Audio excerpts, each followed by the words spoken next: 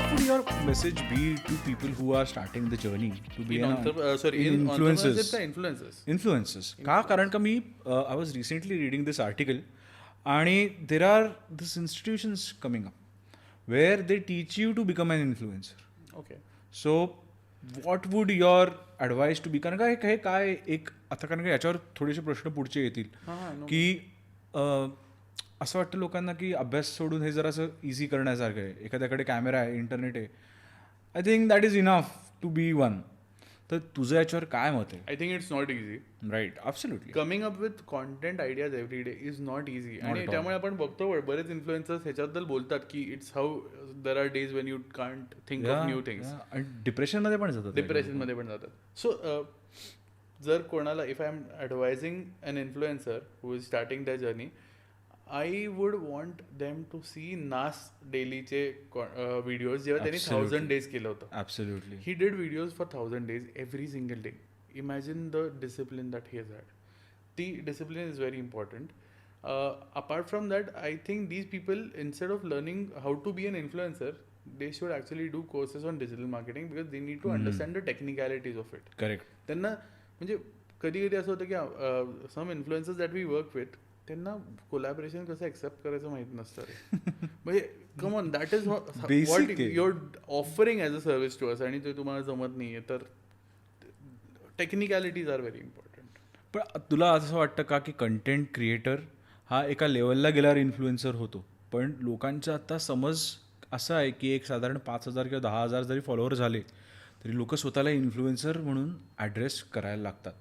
तर ही जर्नी कशी असते? आणि मेन प्रश्न असा आहे की जेवढे हे इन्फ्लुएन्सर्स आपण बघतो की हे सांगतात त्यांच्या व्हिडिओज, मी एवढे कमवतो, तेवढे कमवतो, 1 करोड कमवा 3 महिन्यांमध्ये किंवा 3 वर्षामध्ये किंवा 1 वर्षामध्ये, हे कितपत खरं आहे आणि काय खरंच त्याला काय लॉजिक आहे का काय, हे काय आहे? So I think it's high time we start segregating influencers from content creators. Because मला असं वाटतं की content creation is an art, right? Absolutely. आता त्या art are you going to get a remuneration for that? That is where you jump towards that influencer side. Not all content creators are influencers. बरोबर. Some of them are actually leading a different life altogether. ते लोक jobs करतात किंवा काय करतात आणि त्यांचा hobby म्हणून ते हे करतात, कॉन्टेंट क्रिएशन करतात. जर कोणी ठरवलं की मला इन्फ्लुएन्सरच बनायचं आहे ना, तर it's very difficult because first you need to find good content. So मला वाटतं the people who became good content creators and then later on got good offers and that's why became influencers can earn a lot definitely, because त्यांच्याकडे talent आहे. Talent असं acquire करणं just because I thought that this is a good medium, हे थोडंसं अवघड आहे. बरोबर.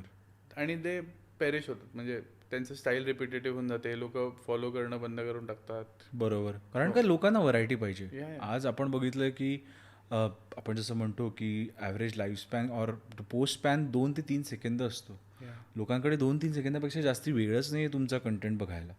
त्यात जर तुम्ही ट्रेंड फॉलो करतायत एखादा नवीन तर ठीक आहे, बट ट्रेंड पण हे आपल्याला माहिती असायला पाहिजे की trend last for a few days only, त्यानंतर काहीतरी वेगळं येतं आणि याचा मेंटल इफेक्ट खूप होतो लोकांवर. जसं तू म्हटलास की डिप्रेशन आहे, काय काय लोकांना कंटेंट हिट होईल का नाही माहिती नाही. तर या बाबतीत कसं डील करावं लोकांनी जे आत्ता कंटेंट क्रिएशन करतायत और ह्यांनी करायचं म्हणतायत? Honestly very very tricky to take it up as a full time thing. म्हणजे I think you should not until. So आपण मार्केट टेस्ट म्हणतो ना, तसं फार इम्पॉर्टंट आहे की यू स्टार्ट क्रिएटिंग कॉन्टेंट. बरोबर. लोक see how people are reacting to it, maybe then you can decide to actually get into it or not, something like that. आणि so मी त्या दिवशी डॅनी, लाईक वी मेन्शन, डॅनीचा interview बघतो एक. त्याला ना आधीपासून हेच करायचं होतं. ओके. त्याला, आणि ऑफकोर्स त्याला हे म्हणजे त्याला इन्फ्लुएन्सर नव्हतं म्हणायचं, त्याला कॉन्टेंट क्रिएटर. पण तेव्हा कॉन्टेंट क्रिएटर नव्हतं, तो जेव्हा लहान असेल तेव्हा हे नव्हतंच. तर त्याला he wanted to be in front of the camera, that was his thing. So मग मित्रांबरोबर काहीतरी वेगळेच व्हिडिओ शूट करा वगैरे. आणि I think the right time it came, so Instagram happened, right time la reels happened, and so these people got really good, and I think he deserves it. So a person looking at him should not start a journey of becoming an influencer आणि म्हणून मग हे सगळं करणं. बरोबर. You need to really find your content and then you can actually so initially you should work with brands.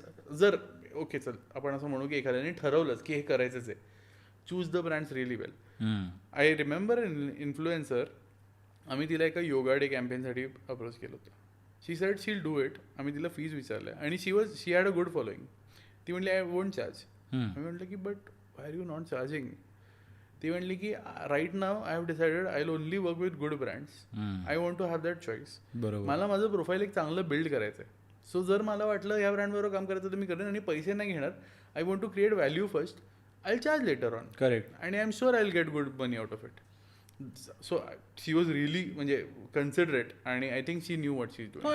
I think this is a very sensible approach. म्हणजे so barters are fine. म्हणजे सुरुवातीला barters are fine. In fact as an agency we really focus more on barters. Because काय होतं ना तिथे मग micro influencers बरोबर काम करता येतं आणि 10 micro influencers can create a impact which you can't imagine.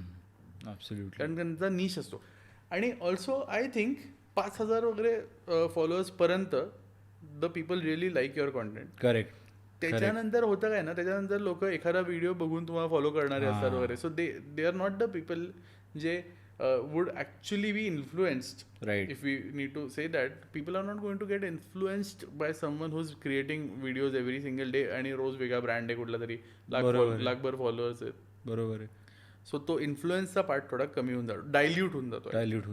मग यांचं फ्युचर काय आहे मग पुढे? What is the future of this influencer और कंटेंट क्रिएशन कॅटेगरी? कारण का जर तुम्ही एवढे वर्सटाईल नसाल तर मग definitely there is going to you are going to hit a wall one day. आणि त्या दिवशी तुमचं पोस्ट लाईक येणं तेवढं कमी होणार आहे, तुमचे व्ह्यूज कमी होणार आहेत, तुमचे ब्रँड एंगेजमेंट आणि ब्रँड अप्रोच तुमचे कमी होणार आहेत. मग त्यावेळेस what do you think is future of this line, particularly influencer? आणि I think so it wears off. म्हणजे you come on, how long can you go without actually doing well with your. So I don't call it primary source of income. What I actually look at when I see people is primary source of spending time. Right.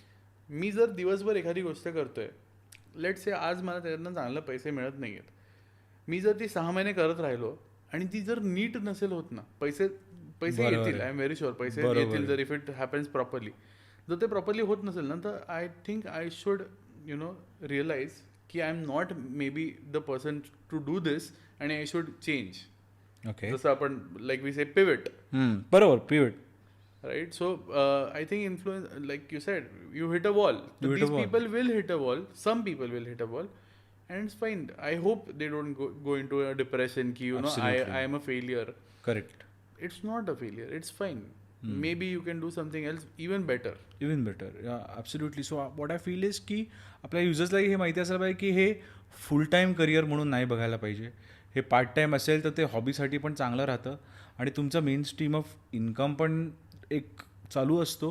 कारण का आता आपण असं बघतो की 99 रुपीजचे courses विकत आहेत आणि मग बिझनेस चालू करा आणि जॉब सोडा, यासारख्या गोष्टी फार मिसइन्फॉर्मेशन स्प्रेड होते. ट्रू. आणि so these influencers that we are talking about who did really well, 90% यातली लोक आता फिल्म्समध्ये किंवा सिरीजमध्ये आहेत. म्हणजे शेवटी दे डायग्रेस्ड. त्यांना मूवीजमधनं आता पैसे मिळतात किंवा त्यांना सिरीजमधनं पैसे मिळतात, त्यांना गाण्यांमधनं मिळतात. So they are not earning through this influencer thing आता. तर you are going to jump in to that larger thing if your so this is not all. आणि ह्यांना पण come on tell me, if you shoot a reel, everyone who is shooting a reel today has the dream of having a television commercial, right? बरोबर आहे. National टीव्हीवर तुमची add दिसावी. So हे सगळं आहेच. म्हणजे असं नाही की you want to do that फक्त थोडंसं म्हणून चालू केलंय. Everyone has a bigger dream.